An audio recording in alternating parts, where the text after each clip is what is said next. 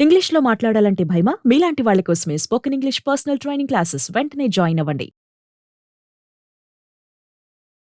నమస్కారం. నేను మీ సంగీత. బేసిక్‌గా మనము బ్యాంక్స్ దగ్గరికి వెళ్ళేసి అది ఏ లోనైనా కానివ్వండి, పర్సనల్ లోనే అయ్యుండొచ్చు, లేదంటే హోమ్ లోనే అయ్యుండొచ్చు, లేదంటే వెహికల్ లోనే అయ్యుండొచ్చు. ఏదో ఒక లోన్ కోసం మనం అప్లై చేసుకోవడము, మన డాక్యుమెంట్స్ అన్ని సబ్మిట్ చేయడము, లోన్ శాంక్షన్ అవ్వగానే ఆ డబ్బులు తీసేసుకొని మనకు ఏ అవసరం కోసం అయితే తీసుకున్నామో ఆ అవసరాన్ని ఫుల్‌ఫిల్ చేసుకోవడం అనేది జరుగుతూ ఉంటుంది. జరిగిన తర్వాత మనము ఒక టైమ్ పీరియడ్ వరకు పెట్టేసుకుంటాం. ఈ ఈ టైం వరకు నేను లోన్ అంతా క్లియర్ చేస్తాను అని చెప్పేసి వారిచ్చిన టైం పీరియడ్. కొంతమంది 3 ఇయర్స్ పెట్టుకుంటారు, కొంతమంది 5 ఇయర్స్ పెట్టుకుంటారు. అలా వాళ్ళ స్తోమతను బట్టేసి పెట్టేసుకుంటారు. పెట్టుకున్న తర్వాత ఆ లోను క్లియర్ అయిన తర్వాత మనము కొన్ని డాక్యుమెంట్స్ అనేవి తీసుకోవాల్సి ఉంటుంది. కానీ తీసుకోకపోవడం వల్ల చాలా ప్రాబ్లమ్ ఫేస్ చేయాల్సి వస్తుంది.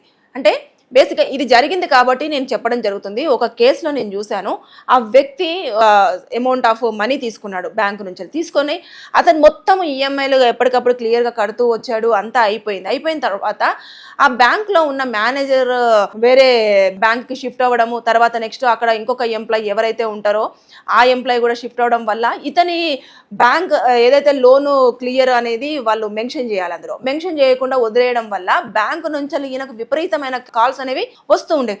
అదేంటి, నేను మొత్తం లోన్ క్లియర్ చేశాను కదా అంటే, మనం చూసుకుంటూ ఉంటాం కదా లోన్ తీసుకున్న తర్వాత ఎవ్రీ మంత్ మనం కట్ అవుతున్న కొద్దీ అమ్మయ్య ఈ బ్యాంక్లో ఈ మంత్ కట్ అయిపోయింది, ఇన్ టైంలో పెట్టామా లేదా డబ్బులు, లేకపోతే సిబిల్ స్కోర్ పడిపోతుంది, చెక్ బౌన్స్ అవడం జరుగుతుంది అని చెప్పేసి చాలా మంది భయపడుతూ ఉంటారు. కొంతమంది భయస్థులు ఎక్కువగా ఉంటారు. లోన్ తీసుకున్న తర్వాత అయ్యో ఇన్ టైంలో కట్టకపోతే ఏమన్నా ప్రాబ్లం అవుతుందని చెప్పేసి అనే భయపడేవారే ఎక్కువగా. సో డబ్బులు ఇన్ టైంలో పెట్టుకోవడం, ఎవ్రీ మంత్ కట్ అవుతూ అలా వచ్చేసింది. వచ్చిన తర్వాత ఇంకా అతను క్లియర్ అయిపోయింది అని చెప్పేసి అనుకుంటున్న టైంలో కొత్తగా అక్కడికి వచ్చిన ఎంప్లాయీ ఎవరైతే ఉంటారో, సార్ మీ పేరు మీద లోన్ ఇంకా రన్ అవుతూనే ఉంది, మీరు డబ్బులు కట్టట్లేదు, ఎందుకు కట్టట్లేదండి, మీరు కట్టకపోతే ప్రాబ్లం అవుతుంది అని చెప్పేసి చెప్పారు. అదేంటండి, నా లోన్ అంతా మొత్తం క్లియర్ అయిపోయింది, క్లియర్ అయిపోయినాక కూడా మీరు నాకు ఎందుకు కాల్ చేసి ఇబ్బంది పెడుతున్నారంటే, క్లోజ్ అయిపోయినట్టుగా మా వాళ్ళు ఒకవేళ మీరు క్లోజ్ చేస్తే ఖచ్చితంగా క్లోజ్ అయిపోయినట్టుగా మాకు ఎప్పటికప్పుడు ఇన్ఫర్మేషన్ ఉంటుందండి, అలాగే క్లోజ్ అయినట్టుగా కూడా మాకు ఇక్కడ కింద మెన్షన్ చేయడం జరుగుతుంది, మా రూల్స్ అన్ని మా నామ్స్ అన్ని క్లియర్గా ఉంటాయండి అని చెప్పేసి ఆయన వర్షన్లో చెప్తూ వస్తున్నాడంట. కానీ ఈయన దగ్గర అన్ని ఆధారాలు ఉన్నాయి. అంటే బ్యాంకులో ఎప్పటికప్పుడు ఈఎంఐ కట్ అయింది కానివ్వండి, తర్వాత నెక్స్ట్ అలాంటి అన్ని క్లియర్గా ఉన్నప్పటికీ కూడా అక్కడ వాళ్ళ నామ్స్ ప్రకారం క్లియర్గా లేకపోవడం వల్ల ఇక్కడ చాలా డిస్టర్బెన్స్ వచ్చేసింది. వచ్చిన తర్వాత అతను అడ్వకేట్ని అప్రోచ్ అయ్యాడు. అడ్వకేట్ని అప్రోచ్ అయిన తర్వాత అప్పుడు మొత్తం క్లియర్గా ఎవరైతే ఈ పర్సన్ వెళ్ళి అడ్వకేట్ దగ్గరికి వెళ్ళారో ఆ పర్సన్, అంటే అది మా సరౌండింగ్స్లో ఉన్న ఒక అడ్వకేట్ దగ్గరికి వచ్చిన కేసు కాబట్టి నేను ఆ కేసు స్టడీస్ తీసుకొని మీకు చెప్పడం జరుగుతుంది. సో ఆయన అడ్వకేట్ వెళ్ళేసి మొత్తం బ్యాంక్ వాళ్ళతో మాట్లాడాడు. ఏమని అంటే, ఇదండి మొత్తం పూర్తిగా అతని దగ్గర అన్ని డీటెయిల్స్ ఉన్నాయి, ఎవ్రీ మంత్ ఇంత అమౌంట్ కట్ అయిపోయింది, కట్ అయిపోయిన తర్వాత మీరు ఎలా కట్టలేదని చెప్పేసి అంటున్నారు, మీ ఇంట్రెస్ట్తో సహా. అంటే బేసిక్గా మనం అప్పు తీసుకున్న తర్వాత, బ్యాంక్ నుంచి అప్పు తీసుకున్న తర్వాత దాదాపుగా 1 నుంచి 2 సంవత్సరాల దాకా మనం దానికి ఇంట్రెస్టే పే చేస్తాం, మనం అసలు కట్టుకుంటూనే రాం. ఎప్పుడైతే వాళ్ళ ఇంట్రెస్ట్ మొత్తం పూర్తి స్థాయిలో తీసుకున్న తర్వాతనే అసలు అనేది కట్ అవుతూ వస్తూ ఉంటుంది. కానీ అది ఎవరు గ్రహించారు, అమ్మయ్య నా అప్పు ఇంత అయిపోతుంది అని చెప్పేసి అనుకుంటారే కానీ బ్యాంకు చాలా బ్రిలియంట్ గా ఆలోచిస్తూ వస్తుందట. ముందుగానే ఇంట్రెస్ట్ తీసేసుకుని తర్వాత అసలు వసూలు చేస్తూ వస్తుంది అన్నట్టు. అయితే ఈ అబ్బాయి విషయంలో ఏం జరిగిందంటే, ఇతని విషయంలో దాదాపుగా అతనికి అబ్బాయి అన్నాను, అతనికి ఒక 50 సంవత్సరాలు ఉంటాయి. అంటే అతను ఏదో పని మీద మొత్తం తీసుకోవడం జరిగింది.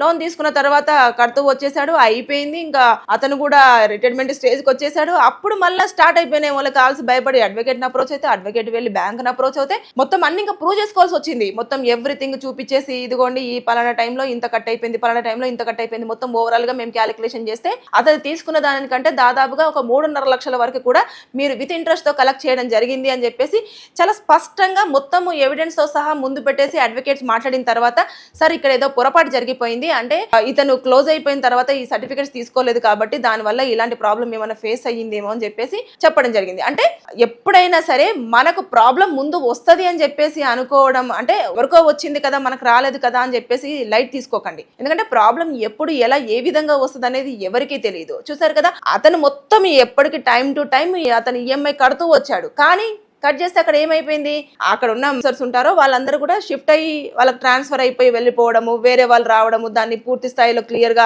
మెన్షన్ చేయకపోవడం. అంటే మనం బ్యాంకుకు వెళ్ళి చెప్పాలి నా లోన్ క్లియర్ అయిపోయిందండి అని చెప్పేసి, మనము చెప్పలేదు, వాళ్ళు కూడా పట్టించుకోలేదు.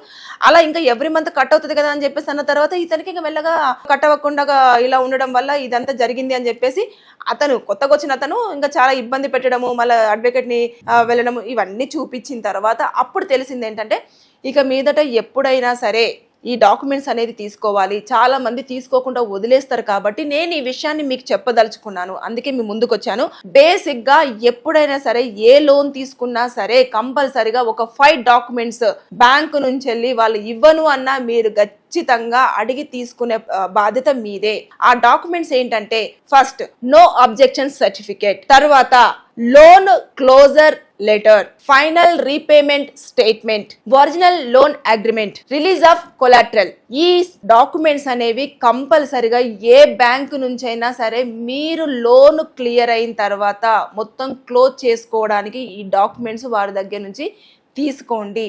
లేని పక్షంలో రేపటి ఫ్యూచర్లో ఖచ్చితంగా ఏదో ఒక కారణంగా మీరు ఇబ్బంది పడే అవకాశం రావచ్చు ఇతను పడ్డట్టుగా. కాబట్టి దయచేసి ప్రతి ఒక్కరూ లోన్ క్లియర్ అయిపోయింది కదా, మనకి ఇంకో లోన్ ఆఫర్ చేస్తున్నారు కాదు, ఫస్ట్ లోన్ని ప్రాపర్గా క్లియర్ చేసుకొని క్లోజ్ చేసుకుని ఆ డాక్యుమెంట్స్ని మీరు తీసుకున్న తర్వాతనే నెక్స్ట్ ఫర్దర్గా ఇంకొక లోన్కు వెళ్ళండి. అంతేకాని ముందుగానే ఈ లోన్ క్లియర్ అయిపోయింది క్లోజ్ అయిపోయిందని మీకు మీరే డిసైడ్ అవ్వద్దు. మీరు ఖచ్చితంగా బ్యాంకుకి వెళ్ళేసి ఈ 5 డాక్యుమెంట్స్ని వారి దగ్గర నుంచి కలెక్ట్ చేసుకొని క్లోజ్ చేసుకోండి. ఇది అవేర్నెస్ కోసం నేను చెప్తున్నాను. చాలామంది ఇబ్బంది పడుతున్నారు. ఇది మన దాకా వస్తే కానీ ప్రాబ్లం తెలియదు అని చెప్పేసి అందరు చాలా వరకు వదిలేస్తూ ఉంటారు. ఎక్కడో జరిగింది, ఎవరికో జరిగింది, వాడికి నాలెడ్జ్ లేదు అందుకే అలా చేశాడు, ఇంత క్లియర్గా ఉంది కదా అంటే ఏమో చెప్పలేము. కొన్నిసార్లు ఎంత నాలెడ్జ్ ఉన్నా కూడా మనం ఏదో ఒక ప్రాబ్లంలో కొన్ని చోట్ల ఇరుక్కోవాల్సి వస్తుంది. కాబట్టి అలాంటి ప్రాబ్లం రాకుండా మనం ముందుగానే జాగ్రత్త పడితే అన్ని రకాలుగా సేఫ్. నేను వీడియో క్లోజ్ చేసే ముందు మరొక్కసారి నా డాక్యుమెంట్స్ మీకు రిమైండ్ చేస్తున్నాను. కంపల్సరీగా లోన్ క్లోజ్ అయిన తర్వాత తీసుకోవాల్సిన 5 documents: no objection certificate, loan closure letter, final report statement, original loan agreement, release of collateral. ఈ 5 డాక్యుమెంట్స్ కంపల్సరిగా మీరు బ్యాంక్ నుంచి కలెక్ట్ చేసుకుంటే ఫ్యూచర్లో మీకే అన్ని రకాలుగా సేఫ్. సో మర్చిపోవద్దు. Thank you.